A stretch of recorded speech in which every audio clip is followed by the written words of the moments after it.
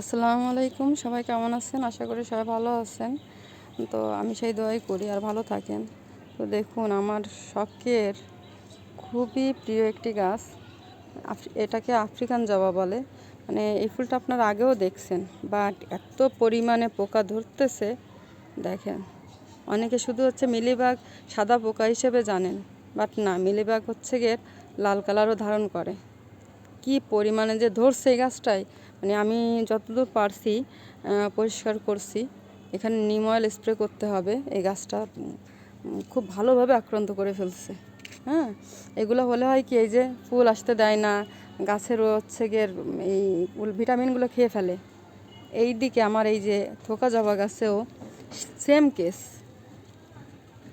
দেখেন কি পরিমাণ, আপনারা এগুলো খেয়াল রাখবেন।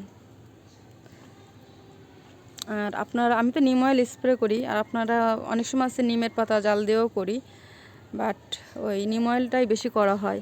আর আপনারা কে কী ব্যবহার করেন কাইন্ডলি আমাকে জানাবেন, আশা করি উপকৃত হব।